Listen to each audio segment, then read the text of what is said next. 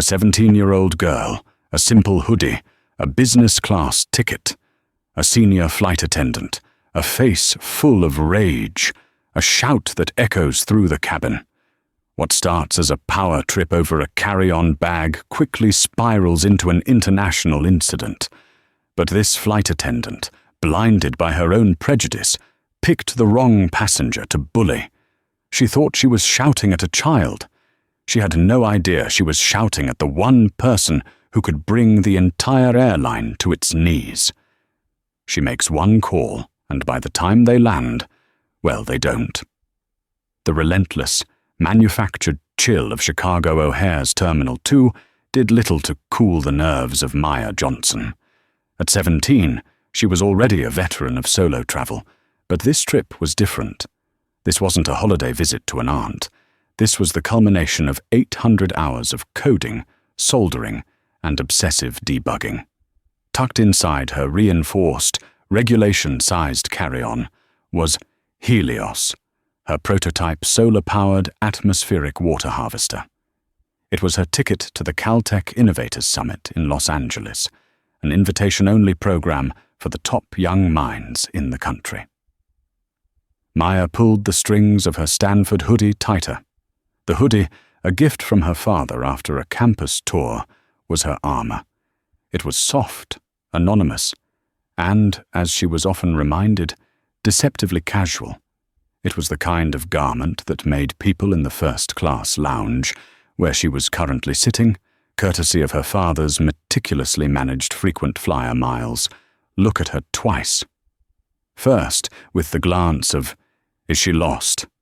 followed by the corrected, "Oh, she must be with someone." She was, as always, with no one but herself. Her phone buzzed. A text from her dad, Marcus, on the ground at Dulles. "You boarding soon? Remember, no noise-cancelling headphones during taxi or takeoff. Call me when you land." Maya smiled. "I know, Dad. Boarding in 20. Love you." He was Marcus Johnson, a man whose name carried the weight of a granite statue in Washington, D.C.'s legal circles. To Maya, he was just Dad, the man who had taught her to be precise, to be prepared, and to never, ever let anyone define her space. The digital gate sign for Trans-American Airlines, Flight 415 to LAX, finally switched to "Now boarding." Maya shouldered her backpack, gripped the handle of her precious carry-on, and joined the Priority 1 line. At the jet bridge entrance stood the gate agent, a flustered-looking man named Mark, and the senior flight attendant. This woman was the gatekeeper. She was a woman of a certain age, with hair pulled into a blonde bun so tight it seemed to be stretching her face into a permanent mask of disapproval.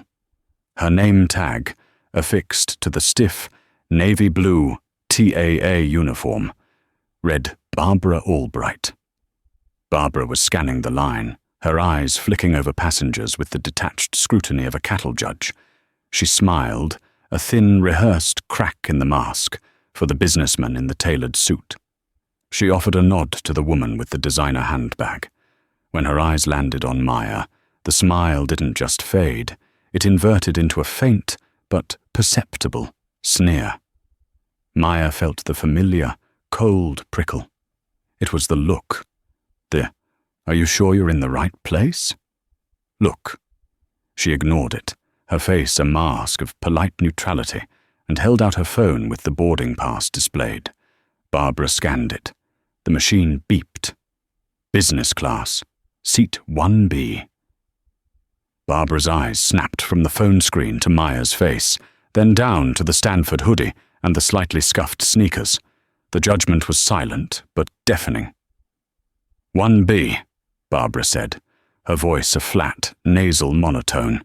She gestured to the jet bridge. "Mind your step." Maya murmured a "thank you," and walked past, the back of her neck burning from the woman's stare. The jet bridge was a tunnel of stale air and industrial carpet. She stepped onto the aircraft, a Boeing 757, and was greeted by another flight attendant, a younger man who smiled warmly. "Welcome aboard. 1B is to your left." "Thanks," Maya said, relieved. She found her seat, a spacious pod by the window. She sighed, slipping into the plush leather. Almost there. She took her backpack off and carefully maneuvered her primary carry-on, the case containing Helios, toward the overhead bin. It was built to the exact maximum dimensions allowed by the FAA and TAA. It was designed to fit. She was just lifting it when a sharp voice cut through the cabin's boarding music. "That will not fit." Maya turned. Barbara Albright had followed her onto the plane. She wasn't helping other passengers. She was standing in the aisle, arms crossed, staring at Maya and her bag. "Oh, it's designed to fit," Maya said politely, shifting her grip. "It's regulation size, just a bit of a tight squeeze." "I said," Barbara repeated, taking a step closer, her voice dropping to a low, challenging growl. "It will not fit. You'll need to check it." "I can't check it," Maya said, her pulse quickening. The casual, dismissive authority was suffocating. It's a very delicate project. It's fragile. But I promise you, it's made to fit this specific bin." Barbara let out a sound that was half scoff, half laugh. "Honey, I have been working on this aircraft for 25 years. I know what fits, and that thing does not." She reached out and, before Maya could react, shoved the bag. Not to help, but to test it. The case banged hard against the plastic lip of the bin. Maya winced, a small, involuntary sound escaping her lips. "See?" Barbara said, her voice rising, triumphant. "It does not fit." "Please," Maya said, her voice shaking now, not with fear, but with a sudden, hot surge of anger. "Please don't touch my bag. It's very expensive, and you don't need to shove it." The cabin, which had been a low hum of activity, was beginning to quiet. The passengers already seated in business class were watching. A man in seat 2D, Mr. Henderson, lowered his Wall Street Journal. Barbara's face, which had been merely disdainful, contorted. The idea of being corrected by this teenager in a hoodie was an indignity she clearly could not tolerate. "You are not going to come onto my aircraft," Barbara hissed, jabbing a manicured finger toward Maya, "and tell me how to do my job. We don't have time for your little games. Now, you have 2 choices. You can give me the bag to be gate-checked, or you can find another flight. What is it going to be?" "It's not a game," Maya whispered, desperate. "It's my prototype. It's worth... Please, I just need to lift it properly." "A prototype?" Barbara laughed, a high, piercing sound that was anything but amused. "A prototype of what? A new way to waste everyone's time?" She grabbed the handle of the carry-on again, this time with force, and yanked it. "No!" Maya shouted, lunging forward to stop her. The shout, "No!" seemed to break a seal in Barbara. She saw it as defiance. She saw it as a challenge to her absolute authority. Her face flushed a deep, blotchy red. "How dare you!" Barbara Albright shrieked. The word wasn't just spoken, it was expelled. It was a physical force that silenced the entire front cabin. "You will not raise your voice to me, young lady." Passengers in economy, still boarding, turned their heads. The music stopped. I don't want you to break it," Maya said. Tears of frustration, not sadness, welling in her eyes. "You should have thought of that before you brought this junk on board," Barbara shouted, her voice now a full-throated yell that could be heard from the cockpit to the rear galley. "People like you always think the rules don't apply. You come in here with your cheap hoodies and your entitled attitudes, expecting the world to bend for you. Well, not on my flight. Now give me the bag." She gave the bag one final, violent to the point of breaking it yank. A sickening crack of internal electronics and fractured acrylic echoed in the sudden, dead silence. Maya Johnson froze. The tears vanished. The shaking stopped. Her face, which had been a canvas of youthful anxiety, became perfectly, terrifyingly still. She looked at the damaged bag. She looked at the other passengers, their faces a mix of shock, pity, and discomfort. She looked at Mr. Henderson, who was now standing. "Ma'am, that is entirely enough," he said. "This is a crew matter, sir. Sit down," Barbara snapped at him, her chest heaving. Maya slowly, deliberately, reached into the pocket of her hoodie. She pulled out her smartphone. Barbara sneered. "What are you going to do?" "Call your mummy. We are closing the doors. Phones must be in airplane mode. Hand me your bag and your phone, or I will have you removed for non-compliance." Maya unlocked the phone. She ignored the flight attendant. She ignored the gasps of the passengers. Her thumb moved with practiced, precise speed. She held the phone to her ear. It rang once. "Dad," Maya said, her voice clear, cold and carrying in the silent cabin. "It's happening again. Yes, on the plane. Trans-American Flight 415, Gate C22. The flight attendant's name is Barbara Albright." A new kind of panic, cold and immediate, entered Barbara's eyes. The rage was gone, replaced by a dawning, sickening realization. She had made a terrible mistake, but she had no idea how terrible. The cabin of Flight 415 had become a vacuum. All the air, all the sound had been sucked out and replaced by the single, clear, and perfectly enunciated voice of Maya Johnson. She was no longer a flustered teen. She was a star witness giving a deposition. "Yes, she's right here," Maya continued, her eyes locked on Barbara. "Her name is Barbara Albright. She just shouted at me, in front of the entire cabin, that people like me always think the rules don't apply. She then forcibly grabbed my prototype, and I heard it break." Barbara, who had built a 25-year career on the power of her own voice, found herself utterly silent. Her mouth opened and closed, but no sound came out. The bright red of her rage had faded to a pale, clammy white. She looked like a fish that had just been slapped onto a dock. Dad, calm down," Maya said into the phone, her voice softening for a fraction of a second. "No, I'm fine. I'm not hurt. But Helios is. She really broke it." She turned her gaze back to Barbara, cold and analytical. She identified herself as the senior flight attendant. She refused to listen to me. She also yelled at another passenger, Mr. Henderson in 2D, who tried to intervene. "He's a witness."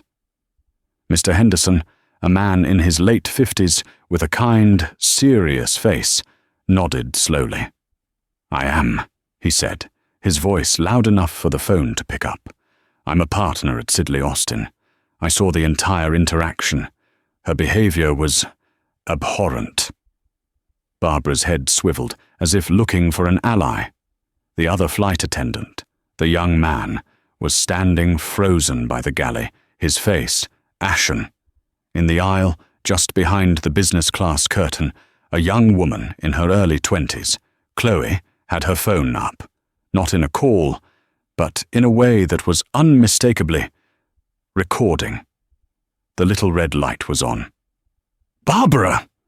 The voice of Captain Davies, crackling over the cabin intercom, was a thunderclap. "Report to the cockpit, immediately." The command broke Barbara's paralysis. She gave Maya one last look, a toxic cocktail of hatred, disbelief, and primal fear. And then, shoving past the boarding passengers still trickling in, she all but ran to the front of the plane, disappearing behind the cockpit door. The silence she left behind was heavy and awkward. Maya was still on the phone. "Okay, Dad. Yes, I'll ask. Hold on." She muted the call and looked up at the gate agent, Mark, who had just stepped back onto the plane, his face a mask of confusion. "Sir," Maya said, her voice polite again, "my father would like to know the full name of the captain of this flight." Mark blinked. I'm sorry. What is going on here?" We're trying to close the door." "The captain's name, please," Maya repeated, "and the name of the TAA station manager here at O'Hare. Your senior flight attendant, Ms. Albright, just assaulted me and destroyed my property." Assaulted. The word hung in the air, electric and dangerous. Before Mark could answer, the cockpit door opened. Barbara didn't come out. Instead, Captain Davies, a silver-haired man with a grim expression, emerged. He wasn't looking at the passengers. He was looking at his crew. "Mark," the captain said, his voice low and strained. "Stop boarding. Stop, everyone. Just stop." He walked down the aisle and stood in front of Maya. His eyes were professional, but they held a flicker of something. Annoyance, or deep, profound dread. "Miss," he began. "Johnson," Maya supplied. "Maya Johnson. Miss Johnson, I'm Captain Davies. I understand there was a disagreement with a member of my crew." "It wasn't a disagreement," Maya said, her voice steady. She took her thumb off the mute button. "Dad, you still there?" "I have Captain Davies with me." The captain's eyes widened. He had assumed she was talking to a father, a regular, angry dad. He had not assumed she was talking to that father. Maya held the phone out. "My father, Marcus Johnson, would like a word with you. He's legal counsel for, well, he'll tell you." Captain Davies looked at the phone as if it were a small, venomous snake. He was a pilot, a man of physics and procedure. This was something else. He took the phone. "This is Captain Davies," he said, his professional baritone wavering. The entire plane could hear the voice that came through the speaker. It was not a shout. It was a low, controlled, and deeply menacing baritone. It was the voice of a man who owned courtrooms. "Captain Davies," said the voice of Marcus Johnson. "This is Marcus Johnson, of Johnson, Reyes and Associates, and I am also calling you as a board member of the National Association for Civil Rights. You have a choice to make, right now. You are currently harboring a flight attendant who, in the last 5 minutes, has committed battery, destruction of private property worth over $50,000, and a string of verbal abuses rooted in racial bias against my 17-year-old daughter, all of which, by the way, I am told is on video." Chloe, the girl with the phone, flinched but didn't stop recording. Marcus Johnson's voice continued, a surgical strike. "So, Captain, here is the choice. You can either address this as a TAA internal matter, or we can address it as a federal crime. If you attempt to take off with that woman on your crew, if you move this aircraft 1 inch from the gate, I will personally be on the phone with the FAA and the Department of Transportation, and I will have your pilot's license and this entire aircraft grounded for review. Do you understand me?" Captain Davies was pale. "Mr. Johnson, I assure you, I was not aware." "You are aware now," Marcus snapped.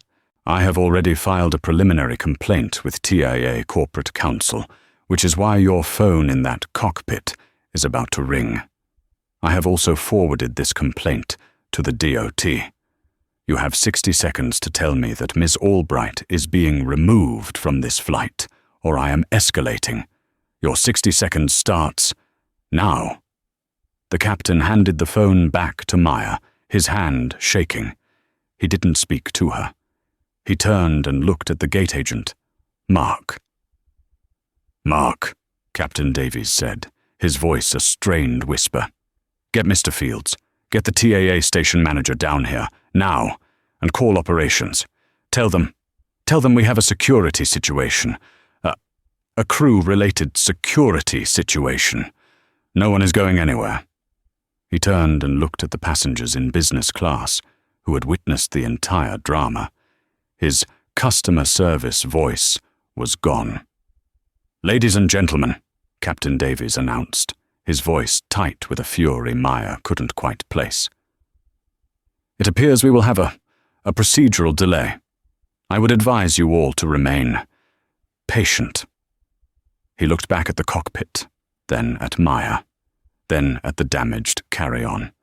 He seemed to age 10 years. "God damn it, Barbara," he muttered under his breath, and stalked back to the cockpit, slamming the door behind him. The firestorm had been lit, and now the entire plane was about to be consumed by it. The atmosphere inside the 757 shifted from tense to surreal. The air recycling system hummed, a lonely sound in the cavern of a plane that was now a prison of awkwardness.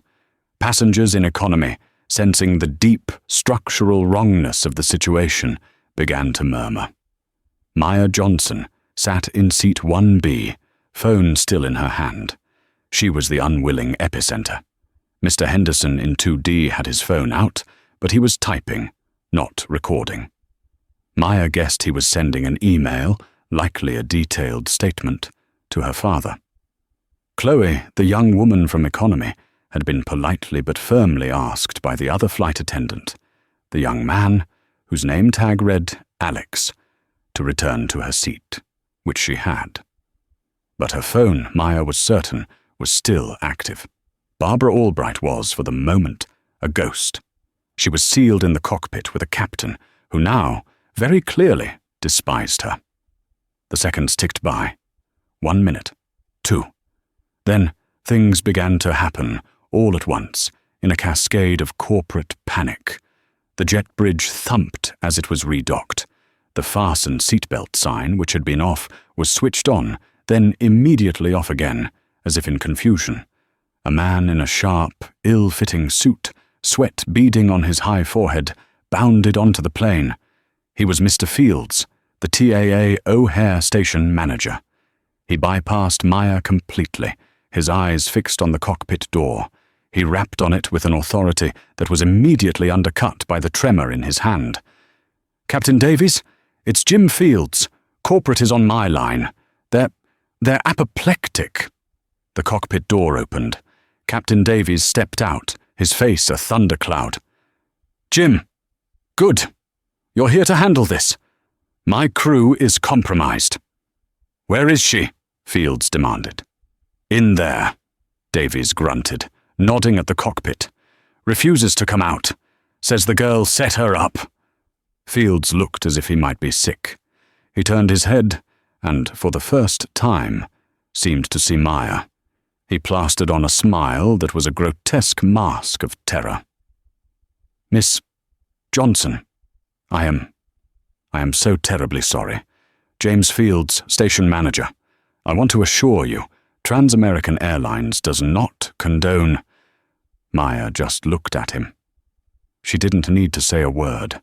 Her silence was more powerful than any shout. She raised her phone slightly.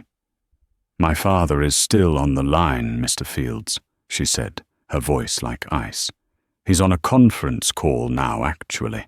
He has a Ms. Janelle Washington from the Washington Post listening in. Would you like to say hello?" James Fields's smile didn't just fade. It collapsed. The blood drained from his face so fast he looked grey. Janelle Washington. He knew that name. Everyone in aviation knew that name. She was the Pulitzer-winning investigative journalist who had broken the story on the 737 MAX's faulty software. She was the dragon. "Oh, God," Fields whispered. He wasn't speaking to Maya. He was speaking to the universe. He fumbled for his own phone, which was already vibrating. He looked at the caller ID. "Talikal!" it screamed. He turned his back to Maya, a useless gesture of privacy. "David, yes, I'm here. I'm on the aircraft. Yes, I see her. I know who her father is. Why do you think I ran from Terminal 3? A journalist? Which journalist? Oh, Christ. No, the plane hasn't moved. The crew? What about the crew?" Fields listened, his face going from grey to ashen. He scrubbed his free hand over his thinning hair. "The entire crew? You can't be serious. We don't have... That will take hours. This flight will be cancelled. Yes, I understand.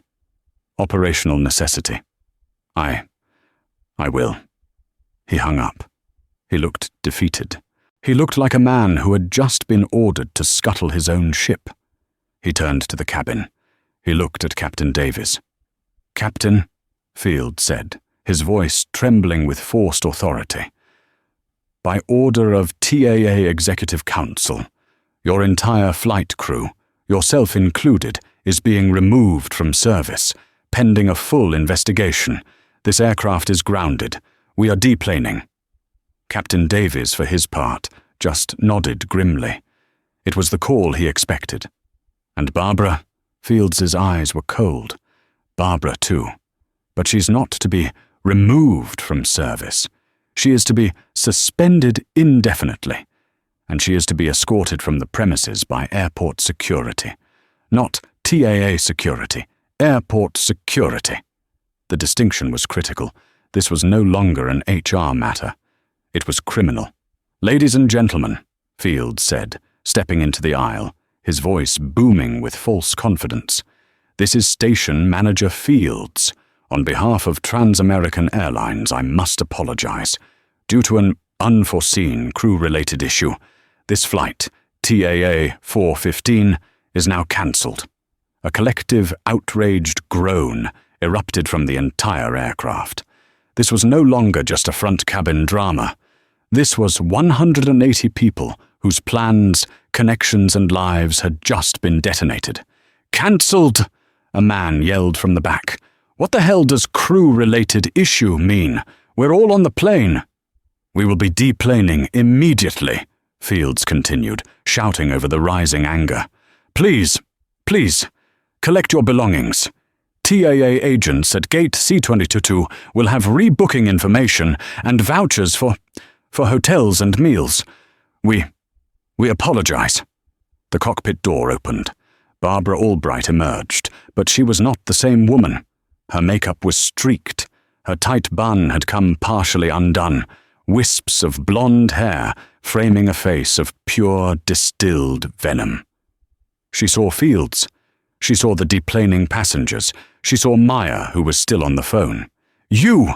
Barbara spat, pointing a shaking finger at Maya. "You did this! You little bitch! You ruined me!" She lunged. It was not a maybe. It was a full-bodied, nails-out lunge. But she never made it. Mr. Henderson, the lawyer from 2D, had been anticipating it. He was a big man, and his foot shot out into the aisle. Barbara, blinded by rage, tripped over it, sprawling into the aisle in a humiliating heap of navy blue uniform and broken pride. "Don't you dare touch her!" Henderson roared, standing to his full height. "Mr. Fields, airport police, now!" 2 O'Hare police officers, who had clearly been summoned by Fields and were waiting in the jet bridge, stormed onto the plane. "That's her," Fields said, pointing, his voice shaking. "Barbara Albright. She's the one." "Ma'am, you need to come with us," one of the officers said, grabbing her arm. "Get your hands off me," Barbara shrieked, flailing. "I am a 25-year veteran. I am the senior crew. This is my plane." "Not anymore, it's not," the officer said grimly. He and his partner hauled the struggling, swearing, crying flight attendant to her feet. "You'll all pay for this," she screamed as they dragged her into the jet bridge. "You hear me? You don't know who you're messing with. I have a union." Her voice faded, replaced by the angry, confused roar of 180 deplaning passengers. Maya finally clicked, "End call." She looked at her phone, at the text that had just come through from her father. "Are you safe?" She typed back. "Yes." "She's gone. They're deplaning the whole plane. They cancelled the flight." A new message came back, almost instantly. "Good. That's step 1. Janelle is already writing. The video Chloe sent is uploading to the Posts server. Don't talk to anyone from TAA. A new agent, a woman named Sarah from my corporate contact, is coming to get you. She will take you to the flagship lounge. I am on the next flight to O'Hare. I will be there in 3 hours. And Maya? Yes, Dad? I am so proud of you. Maya closed her eyes. She felt the knot in her stomach, which she hadn't even realized was there, finally begin to unwind. The plane was grounded. The world had stopped. And in the chaos, she finally felt safe. The terminal at Gate C-22 was a scene from a disaster movie. It was a churning sea of human frustration. Passengers from Flight 415, suddenly ejected from their travel plans, swarmed the 2 overwhelmed gate agents who were desperately trying to rebook 180 people onto flights that were already full. The word "cancelled" was being shouted in a dozen different accents, each one laced with a unique flavor of fury.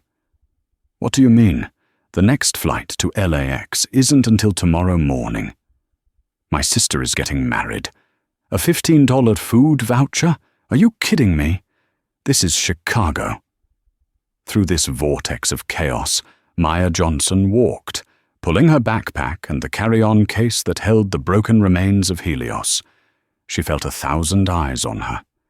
She was the girl, the cause, the epicenter. Whispers followed her. Shouted at the flight attendant. No, the flight attendant shouted at her. Saw the whole thing. The attendant pushed her. Something about her dad being a lawyer. They cancelled the whole flight. Can you believe it? Maya kept her head down, her hoodie pulled up, her face an impassive mask. She just needed to get to the lounge, as her dad had instructed. As she cleared the jet bridge, Mr. Henderson, the lawyer from 2D, caught up to her. He had a kind, tired-looking wife by his side. "Miss Johnson," he said, placing a gentle hand on her shoulder. Maya flinched, and he immediately retracted it. "Sorry. I just wanted to say, you handled that with a grace I've rarely seen, even in a courtroom. I've already emailed my full, unprompted statement to your father's office. If you need anything, a witness, a reference, anything, here is my personal card." "Thank you, Mr. Henderson," Maya said, her voice quiet. I appreciate you stepping in." "Nonsense," he scoffed. "What I did was nothing. What you did, that was something." He smiled. "Now get out of this zoo. My wife and I are going to go battle for a hotel room." Maya was about to move on when another person approached her, this one much more hesitant. It was Chloe, the young woman who had filmed the incident. She was biting her lip, her phone clutched in her hand like a talisman. "Hey," Chloe said, her voice barely a whisper. That was insane. Are you okay?" "I am now," Maya said. Did you really send that to my dad and the Washington Post?" "Yeah," Chloe said, a small, nervous smile playing on her lips. "Your dad's paralegal called me. They verified my identity in, 30 seconds. It was kind of scary. They're sending me a legal form, but they said Miss Washington was already actioning the file. I also... You what?" I may have also posted a small clip of it," Chloe said, wincing. "Just the part where she yells, 'People like you,' and then shoves the bag. I put it on TikTok and Twitter. I tagged Trans-American. I'm sorry, was that bad?" Maya looked at Chloe. She saw the Black Lives Matter pin on her backpack. She saw the vote sticker on her phone case. She wasn't just a bystander. She was an ally. Maya broke into a small, genuine smile. "No, Chloe, I have a feeling that was not bad at all." "Good," Chloe breathed, relieved. "Because it's already got 50,000 views. The TAA account is getting destroyed." A woman in a crisp new TAA uniform, this one with a customer care lead badge, hurried toward them, her face a mask of polite panic. "Miss Maya Johnson," Yes?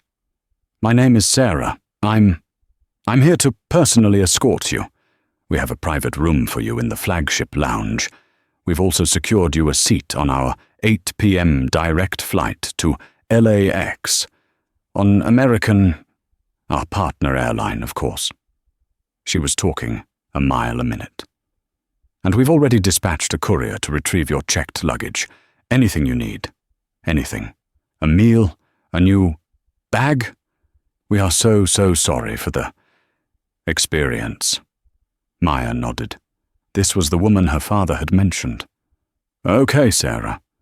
Thank you. Lead the way. As Sarah escorted Maya away from the gate and toward the sanctuary of the lounge, Maya glanced back. The gate area was a pit of angry, stranded people. She saw Captain Davies and his co-pilot being debriefed, their faces grim, by another executive. She saw the 2 other flight attendants, including the young man Alex, sitting on a bench, looking shell-shocked. They were witnesses. They were collateral damage. The plane itself, TAA 415, sat empty and dark at the gate, a beached whale. It was grounded, cancelled, a multi-million-dollar piece of equipment rendered inert by a single hateful shout.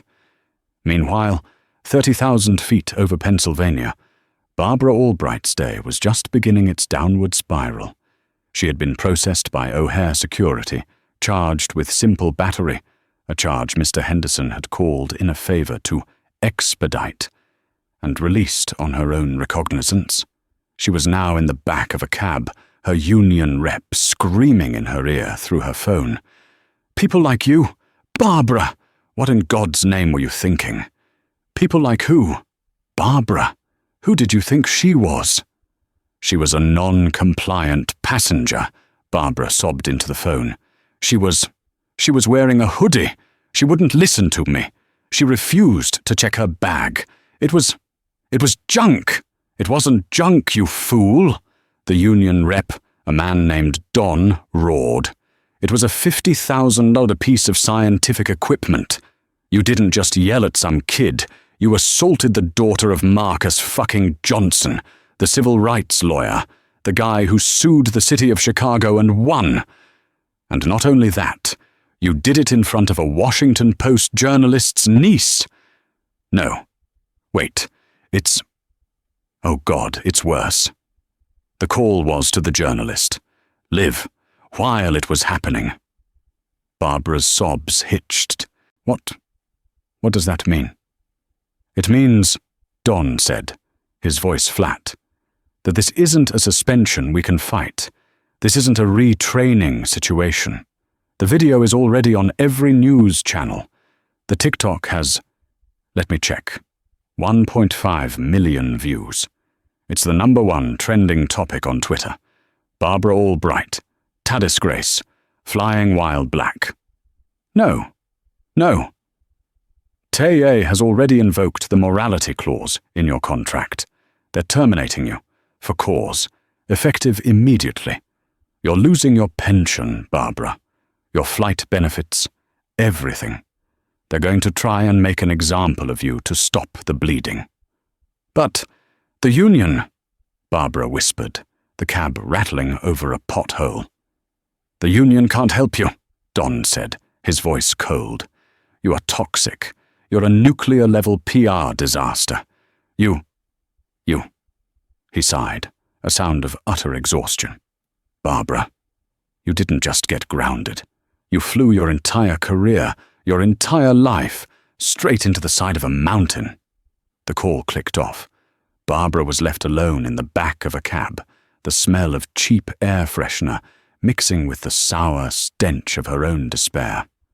She was no longer Barbara Albright, senior flight attendant. She was just Barbara. A hashtag. A meme. A villain in a story that was, by the second, rocketing around the world. The TAA flagship lounge was an oasis of muted greys, brushed steel, and the quiet clink of expensive glassware. It was a world away from the bedlam at gate C-22. Sarah, the customer care lead, had installed Maya in a private reservation room, a small glass-walled office with a desk, a phone, and a stunning view of the tarmac. A waiter had appeared with a bottle of sparkling water and a menu from which Maya had absently ordered a club sandwich. Her phone was a wildfire. Texts from friends. "OMG, Maya, is this you?" with a link to the TikTok. Texts from her coding group. "Did that witch really break Helios? We'll kill her." She was on the phone with her dad, who was now at Dulles in the Admiral's Club, waiting for his own flight to Chicago. "The airline's CEO just called me," Marcus said. His voice was no longer the angry father baritone. It was the cold, calculating strategist's voice. James B. McCory. Sounded like he'd been gargling gravel. He offered, and I quote, "his deepest, most profound apologies, and a significant six-figure settlement to make this go away. He offered to buy you a new prototype. He offered a full scholarship fund in your name." What did you say?"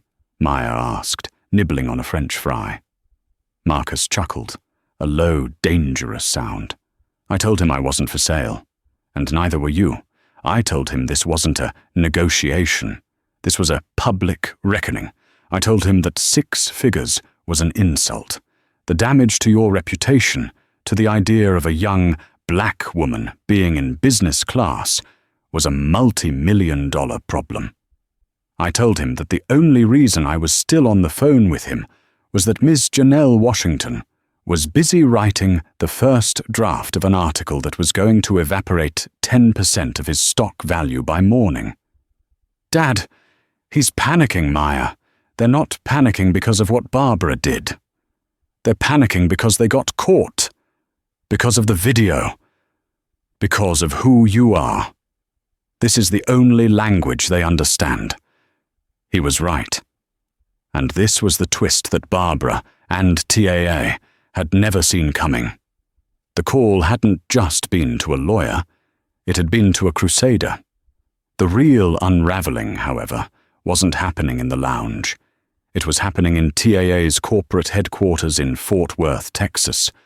An emergency board meeting was in progress, and it wasn't just about Barbara. The problem, a stern woman from legal was saying, her face projected on a massive screen, is that the Johnson, Reyes and Associates firm has already filed a DOT complaint, and it's not just about Ms. Albright. "What do you mean?" CEO McCory snapped. "This was a rogue employee, a single bad apple." "Was it, James?" the legal counsel said. "Because in the last 90 minutes, Marcus Johnson's firm, in conjunction with the Post, has uncovered 11 prior formal complaints against Barbara Albright in the last 3 years. All of them were filed by non-white passengers. 4 black, 5 Hispanic, 2 Middle Eastern. All of them alleged verbal abuse, discriminatory language, and aggressive behavior." The room went silent. "And all of them," the lawyer continued, "were resolved and dismissed by the same manager. O'Hare Station Manager, James Fields." McCory looked as if he'd been punched. "Fields, the one on the ground right now. The very same. It appears Mr. Fields has been protecting Ms. Albright, who I am told is a senior union rep in the Chicago base, for years. He's been burying her. He's been enabling her. This isn't a bad apple, James. This is a rotten orchard. And Marcus Johnson just drove a bulldozer through it." The twist. It wasn't just Barbara's rage. It was the system that had nurtured it. The system that had told her, again and again, that her behavior was acceptable. That people like Maya were problems to be managed, not customers to be served. Back at O'Hare, Mr. Fields was experiencing this twist in real time. He was in his own office, having just resolved the 180 passenger complaints, i.e., thrown vouchers at them until they went away, when his own boss, the VP of North American Operations, called. "Jim," the VP said. No greeting, no preamble. "Start packing your desk." "What? What are you—" "I handled it. The girl is in the lounge. The passengers are rebooked." "You handled it?" the VP spat. "You've been handling Barbara Albright for 3 years, you goddamn fool. You're the reason we're in this mess. Legal is looking at your complaint file. You buried her. You cost this company. $100 million in market cap in 2 hours. But the union just cut her loose, and we're cutting you loose. You're a liability, Jim. Your management, your complicity, is the entire story. Janelle Washington is running an article tonight with your name in the headline. The manager who enabled the rage. Security is on their way to escort you out. You're done." The call ended. Jim Fields looked at his TAA Excellence in Management plaque on the wall. He looked at the phone. He had just become the second and much larger piece of karma. He too was grounded, permanently. This was the true grounding. It wasn't the plane. The plane was just metal. It was the system. It was the careers. It was the comfortable, insulated and prejudiced world that Barbara Albright and Jim Fields had built for themselves. And with one call, a 17-year-old girl in a hoodie had just burned it to the ground. By the time Maya Johnson was boarding her new non-TAA flight to Los Angeles, where she was met at the gate by an American Airlines executive, personally, and escorted to a front-row seat, the story was no longer a story. It was a global event. Chloe's 45-second TikTok clip had rocketed past 10 million views. It was the sound. The audio of "People Like You" was already being remixed, duetted, and stitched by creators demanding justice. But the real bomb was the Washington Post article. Janelle Washington had not slept. She had not rested. She had written. The headline was a masterpiece of journalistic savagery. "This is my aircraft, inside the toxic culture at Trans-American that led to the grounding of Flight 415. The article was a 5,000-word dissection. It had everything. It had the video. It had the timeline. It had Mr. Henderson's on-the-record, scathing witness statement. I have seen better-behaved individuals in a prison lockdown. It had the names: Barbara Albright, James Fields, and most damningly, it had the receipts. It detailed all 11 of the prior complaints, complete with quotes from the passengers who had been dismissed and ignored. It painted a picture not of a single incident, but of a pattern of systemic, protected racism. The fallout was instantaneous. TAA's stock, ticker TRAM, opened the next morning down 12%, a loss of, as Marcus Johnson had predicted, nearly $1 billion in market value. Boycott TAA was the #1 trend worldwide for 48 hours. Competitor airlines, in a brilliant move of opportunistic marketing, began offering status matches to TAA's elite-level flyers, with social media managers pointedly tweeting, "We welcome everyone aboard." TAA's headquarters was a war room. CEO James B. McCorry, his face grey, was on an all-hands call with his PR and legal teams. "This is a 5-alarm fire," he was yelling. "This is an extinction-level event. What do we do?" "We capitulate," his legal counsel said, her voice flat. "We capitulate publicly and completely. We don't fight this. We don't dispute it. We embrace the reckoning. It's the only way." And so, the karma began to fall like acid rain. The first act, James B. McCorry, CEO of Trans-American Airlines, went on live, national television. Not a press release. A live interview with a prime-time anchor. He did not equivocate. He looked into the camera, his eyes hollow. "I am here tonight to offer my deepest, Most unreserved apology to Ms. Maya Johnson, he began. What she endured was not a disagreement. It was a failure of our company, a failure of our culture, and a failure of our humanity. It was frankly disgusting, and I am responsible for it, he went on. He announced that Barbara Albright had been terminated, and the airline was actively assisting the FAA in having her flight certification permanently revoked. He announced that James Fields, the O'Hare manager, had also been terminated for gross negligence and failure to uphold our company's values. But he didn't stop there. This was the hard karma. This incident has exposed a deep sickness in our organization, McCory said, his voice straining. And a simple apology is not enough. Effective today, Trans-American is partnering with the firm of Johnson, Reyes and Associates.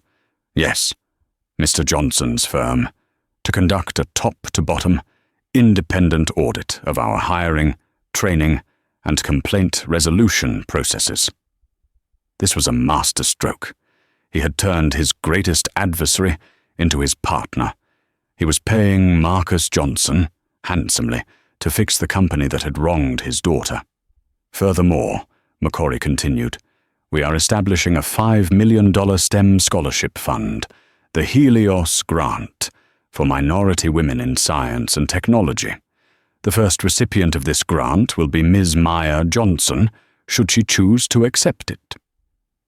The news cycle, which had been feasting on TAA's corpse, suddenly paused. This was not the standard corporate doublespeak. This was a full, unconditional, public surrender. The fallout for Barbara Albright was more personal and far more devastating. She was a pariah. Her friends in the union, the ones she had protected and who had protected her, no longer answered her calls. She was radioactive. The New York Post ran a picture of her, doorstepped outside her modest Chicago condo, her face a mask of rage and cheap sunglasses. The headline, "The Hateful Hostess." She was charged. The video was undeniable. She pleaded no contest to misdemeanor battery and destruction of property. She was sentenced to 200 hours of community service at a cultural diversity center in a final twist of irony, and ordered to pay restitution for the prototype. Her career was over. Her name was now synonymous with Karen, but on a professional, national scale. She was, as Don the union rep had predicted, grounded for life. She was last seen, months later, working a cash register at a suburban outlet mall, her blonde bun gone, her face pale and anonymous, her voice, once a tool of power, reduced to a timid, "Will that be cash or credit?" A single incident can be a tragedy. A pattern is a reckoning. For Trans-American Airlines, the TAA 415 incident became a line in the sand. They had no choice but to change.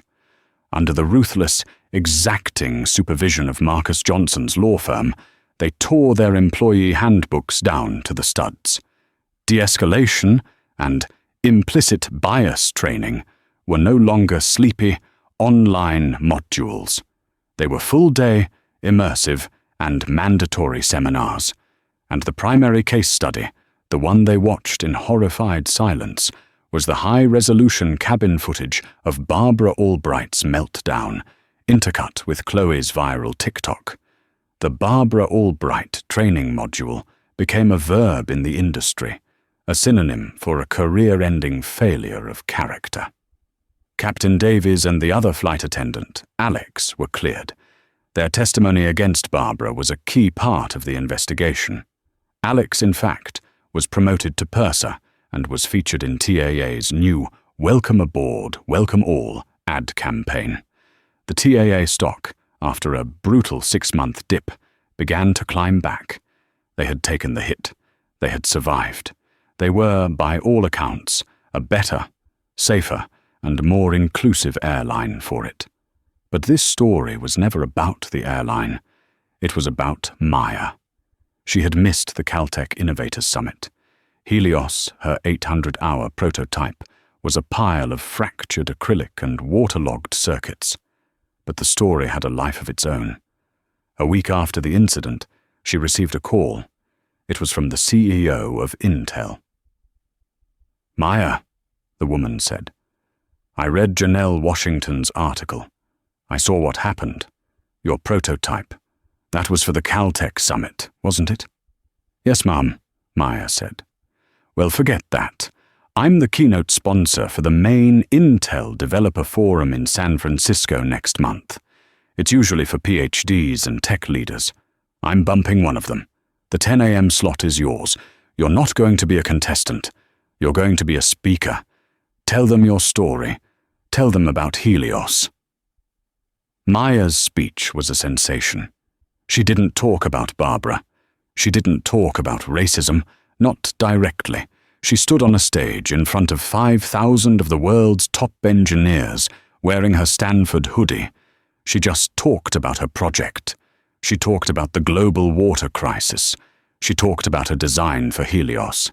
And then, at the end, she said, "My first prototype was recently lost in a structural failure. But the idea remains, the idea that we can pull water from the air for the people who need it most. The idea that no matter what someone tells you, no matter how loudly they shout that it won't fit or it doesn't belong, you have to know that it does. You have to know that you do." She received a 5-minute standing ovation. She was approached after the speech by a venture capitalist. 2 months later, Helios H2O was a fully funded startup. Stanford, her dream school, had already sent her a congratulations on her early admission. The hard karma had hit. It had grounded Barbara Albright, it had humbled an airline, and it had exposed a rotten system. But for Maya Johnson, it was the opposite. It was a launch pad.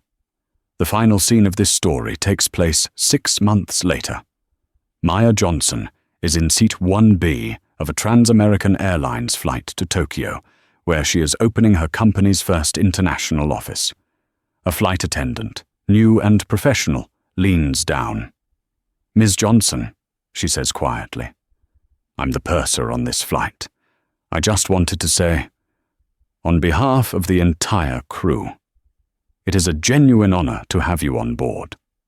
Maya looks up from her laptop, which is running a new simulation for Helios 2.0. She looks at the attendant, a young, bright-eyed woman of color, and she gives her the smile that she couldn't give Barbara, a smile of warmth, of gratitude, and of a power that had been tested and proven. "Thank you," Maya said. "It's good to be here. They say you shouldn't fight on an airplane, but sometimes you have to." Maya's story isn't just about a racist flight attendant getting fired. It's about the difference between policy and justice. It's about how one person, armed with the truth, the right support, and a video camera, can take on $1 billion corporation and win. Barbara Albright thought she was the authority, but she forgot that the real power is with the people. This story shows that karma isn't always instant, but when it lands, it can be devastating. What Barbara did was an abuse of power. What Maya and her father did was a check on that power. If this story resonated with you, and you believe that we all have a right to travel with dignity and respect, then like this video and share it. And make sure you subscribe to the channel for more true stories of justice and karma. Let us know in the comments. What would you have done in Maya's situation?